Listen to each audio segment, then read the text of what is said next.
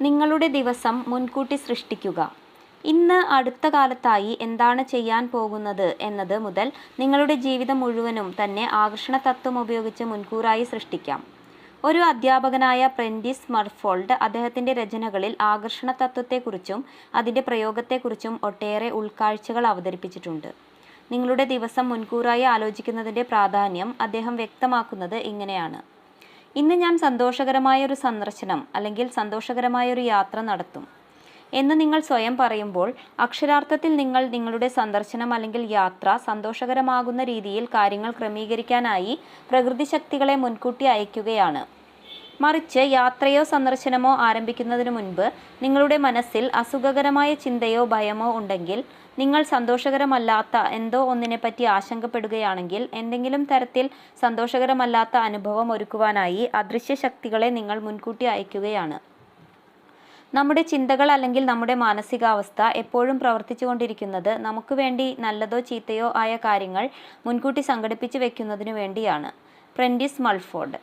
പ്രെൻറ്റിസ് മൾഫോർഡ് ഇത് എഴുതിയത് 1870-ലാണ്. എന്തൊരു വിശിഷ്ട മാർഗദർശി! ജീവിതത്തിലെ ഓരോ സംഭവവും മുൻകൂട്ടി ചിന്തിക്കേണ്ടത് എത്ര പ്രാധാന്യമാണെന്ന് വ്യക്തമാക്കുന്നില്ലേ?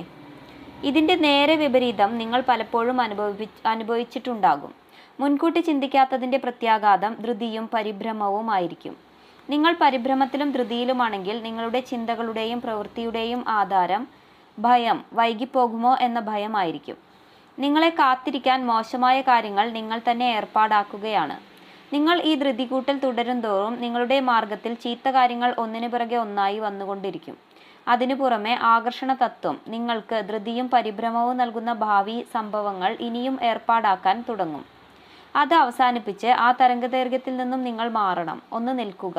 കൂടുതൽ ചീത്ത കാര്യങ്ങളെ വിളിച്ചു വരുത്താതിരിക്കാൻ സ്വയം മറ്റൊരു തലത്തിലേക്ക് മാറ്റുക. ധാരാളം ആളുകൾ, വിശേഷിച്ച് പാശ്ചാത്യ സമൂഹങ്ങളിൽ, സമയത്തെ പിന്തുടർന്ന് പിടിക്കാൻ ശ്രമിക്കും. എന്നിട്ട് ഒന്നിനും സമയം തികയുന്നില്ല എന്ന് പരാതിപ്പെടും. ആരെങ്കിലും സമയം തികയുന്നില്ല എന്ന് പറയുന്നുണ്ടെങ്കിൽ അത് ആകർഷണ തത്വം മൂലമായിരിക്കും. സമയം തികയുന്നില്ല എന്ന ചിന്തയുമായി നിങ്ങൾ വട്ടം കറങ്ങുകയാണെങ്കിൽ ഇനി മുതൽ ഉറപ്പിച്ച് പ്രഖ്യാപിക്കുക, എനിക്ക് ആവശ്യത്തിലധികം സമയമുണ്ട് എന്ന്. അങ്ങനെ ജീവിതത്തിൽ മാറ്റം വരുത്തുക. കാത്തു നിൽക്കുന്ന സമയത്തെ നിങ്ങളുടെ ഭാവി ജീവിതം സൃഷ്ടിക്കാനുള്ള ഗുണപരമായ സമയമാക്കി മാറ്റാം. അടുത്ത തവണ നിങ്ങൾ എന്തിനെങ്കിലും വേണ്ടി കാത്തു നിൽക്കേണ്ട സാഹചര്യം ഉണ്ടായാൽ ആ സമയം നിങ്ങൾ ജീവിതത്തിൽ എന്തെല്ലാം ആഗ്രഹിക്കുന്നുവോ അതെല്ലാം നിങ്ങൾക്ക് ലഭിച്ചതായി സങ്കല്പിക്കാൻ ഉപയോഗിക്കുക. ഇത് എവിടെയും എപ്പോഴും ചെയ്യാവുന്നതാണ്. ഏത് സാഹചര്യത്തെയും ഗുണപരമായതാക്കി മാറ്റുക. ചിന്തകളിൽ നിങ്ങളുടെ ജീവിതത്തിലെ ഓരോ സംഭവത്തെയും മുൻകൂട്ടി തീരുമാനിക്കുക എന്നത് ഒരു ശീലമാക്കുക. പ്രകൃതി ശക്തികൾ എങ്ങനെ നിങ്ങൾക്ക് വേണ്ടി പ്രവർത്തിക്കണമെന്ന് നിങ്ങൾ ആഗ്രഹിക്കുന്നുവോ ആ വിധത്തിൽ മുൻകൂട്ടി ചിന്തിച്ച് അവയെ നിങ്ങൾ പോകുന്നിടത്തെല്ലാം, നിങ്ങൾ ചെയ്യുന്നതിലെല്ലാം നിങ്ങൾക്ക് മുൻപേ തയ്യാറാകും വിധം ക്രമീകരിക്കുക. അങ്ങനെ നിങ്ങളുടെ ജീവിതം ബോധപൂർവം നിങ്ങൾക്ക് സൃഷ്ടിക്കാൻ കഴിയും. രഹസ്യം, രത്നച്ചുരുക്കം. അലാവുദ്ദീൻ്റെ ഭൂതത്തെ പോലെ ആകർഷണ തത്വം നമ്മുടെ എല്ലാ കൽപ്പനകളും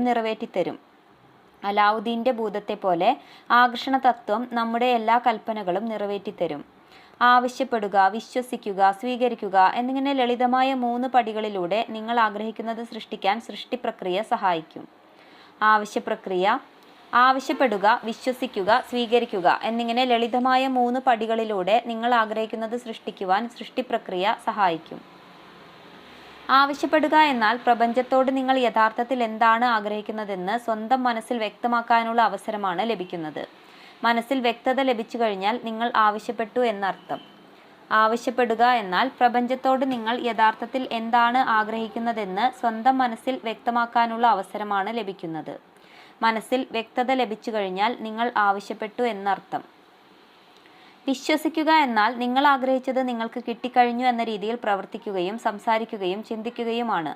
നിങ്ങൾക്ക് ലഭിച്ചു കഴിഞ്ഞു എന്ന തരംഗം നിങ്ങൾ പ്രസരിപ്പിക്കുമ്പോൾ ആകർഷണ തത്വം ആളുകളെയും സംഭവങ്ങളെയും സാഹചര്യങ്ങളെയും നിങ്ങൾക്ക് അത് നേടിത്തരുന്ന അവസ്ഥയിലേക്ക് ചലിപ്പിക്കുന്നു. വിശ്വസിക്കുക എന്നാൽ നിങ്ങൾ ആഗ്രഹിച്ചത് നിങ്ങൾക്ക് കിട്ടിക്കഴിഞ്ഞു എന്ന രീതിയിൽ പ്രവർത്തിക്കുകയും സംസാരിക്കുകയും ചിന്തിക്കുകയുമാണ്. നിങ്ങൾക്ക് ലഭിച്ചു കഴിഞ്ഞു എന്ന തരംഗം നിങ്ങൾ പ്രസരിപ്പിക്കുമ്പോൾ ആകർഷണ തത്വം ആളുകളെയും സംഭവങ്ങളെയും സാഹചര്യങ്ങളെയും നിങ്ങൾക്ക് അത് നേടിത്തരുന്ന അവസ്ഥയിലേക്ക് ചലിപ്പിക്കുന്നു. സ്വീകരിക്കുക എന്ന ഘട്ടത്തിൽ ആഗ്രഹം സാക്ഷാത്കരിക്കപ്പെട്ടാൽ ഉണ്ടാവുന്ന അതേ വികാരാനുഭവം അനുഭവിക്കണം. ആ സുഖാനുഭൂതി നിങ്ങളെ നിങ്ങൾ ആഗ്രഹിക്കുന്ന വസ്തുവിൻ്റെ സമാന തരംഗത്തിൽ എത്തിക്കും. സ്വീകരിക്കുക എന്ന ഘട്ടത്തിൽ ആഗ്രഹം സാക്ഷാത്കരിക്കപ്പെട്ടാൽ ഉണ്ടാവുന്ന അതേ വികാരാനുഭവം അനുഭവിക്കണം. ആ സുഖാനുഭൂതി നിങ്ങളെ നിങ്ങൾ ആഗ്രഹിക്കുന്ന വസ്തുവിൻ്റെ സമാന തരംഗത്തിൽ എത്തിക്കും.